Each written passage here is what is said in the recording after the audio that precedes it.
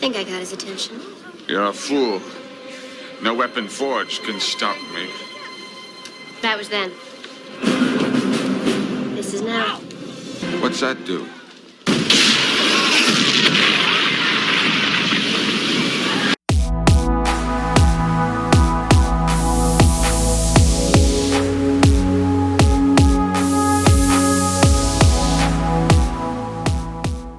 Before we start, don't forget to check out our official shop at shopq2cast.com, where you can get an additional 15% off your purchase for a limited time only.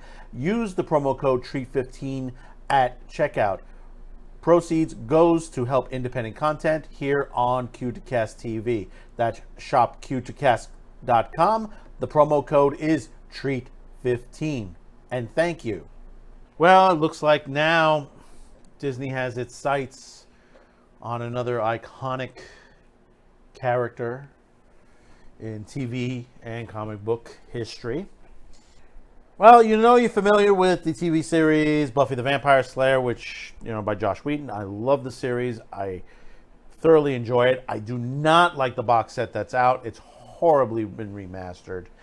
Needs to be remastered properly. They need to go back to the drawing board and fix everything that they fucked up on that box set alone. I mean, Jesus Christ! What did they do? Did they hire the worst person in the world to a freaking editor to put this together? I mean, it is really horrendous. The comic book itself, after the last season, was okay. I do have most of the volumes on there. The Angel one, I think, was much better as far as the storyline, but I did enjoy the Buffy on there. But it looks like we're going to be getting a new series for the comic books on there, and unfortunately, even though Boom Studios is behind this, it's also going to be 20th Television, which is Disney. And it's going to be a 4-issue series written by Casey Gilley. Okay. Now, I'm not familiar with her, but in looking up her, she's written a lot of stuff. Well, let's put it this way. She's written stuff that is just real activist stuff. I mean, just real, just anti-men, slamming, in other words, this is another person that should not be in the comic book industry. But we'll read a little bit into this from Bounding Into Comics. In a press release, Boom describes a series dystopian tale of the iconic Slayer Buffy Summers like you've never seen before. They further provide details on a story stating, in a world ruled by darkness, Buffy Summers is the last Slayer. Gee, what happened to all the other Slayers? A magical catastrophe has ended the Slayer line and nearly blotted out the sun, allowing vampires to prey on humanity unimpeding.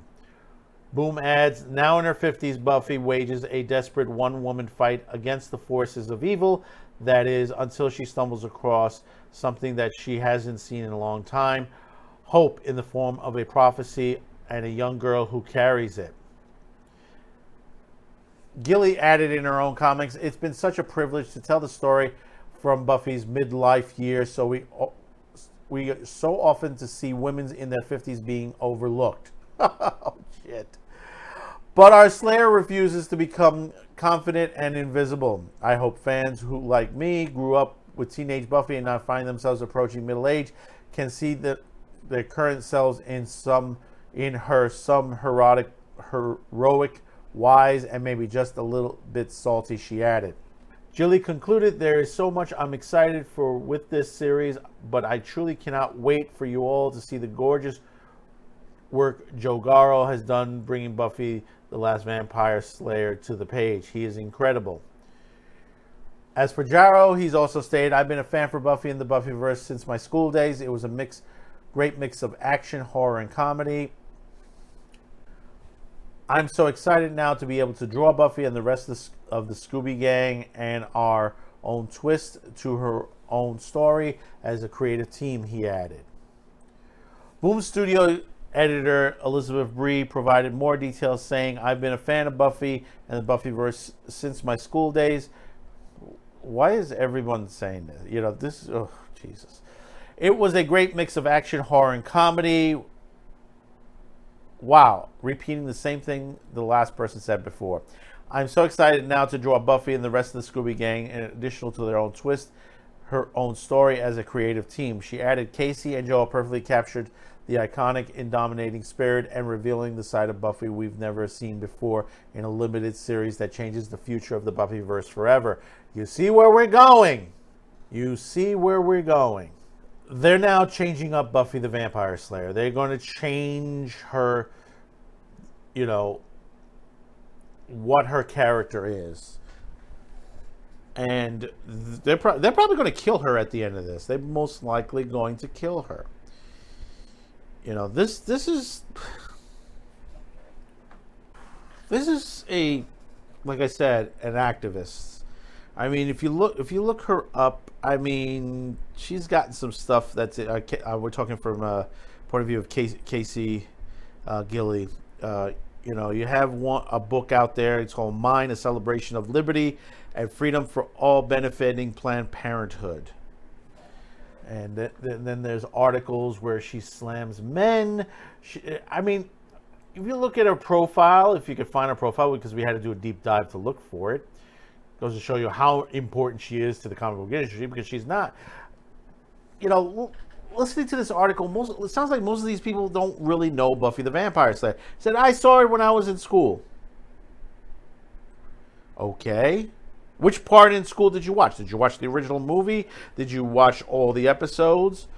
Or did you just basically just recently watched all the DVDs? Because that's how they take it. They said, I've watched it in school. This is the same way you've had someone else who says, I've been a fan for so many years, and they were 4K saying that they were never a fan. And you know who we're talking about? Kevin Smith. So you begin to worry with all these guys in the industry saying, well, I've been a fan for many years. I was in school, and they say the same thing over and over. Look for those key words that they say. I've been in school, and I watched it all, you know, on there. Didn't say anything about the original comic book series. Didn't say anything about the other series, the Angel series out of it, or the other comic books. They just said, well, I've been a fan and watched their series when I was in school. That's all you could bring out to it. You know, oh, the Scooby Gang and all that. Don't express, oh, I love this episode, I love this character. I'll give you one. One of my favorite villains is the last season. The last season of basically well, it wasn't embodied, but basically just evil itself, just the manifestation of evil itself. Did it have some sort of form? And that was a way which was really good how they did it. From beneath you, it would devour you. That whole season. I mean, some people don't like that last season. It wasn't the greatest written season on there, but it had a good villain in there. A villain that couldn't touch anybody, but this evil was able to influence those around him. It's a good way of putting that onto there. Even though there were many great other villains throughout the seasons on there, and you could tout every one of them, from the goddess all the way down to the original master vampire. I mean, to even Dracula himself. I mean, even that lasted only one episode.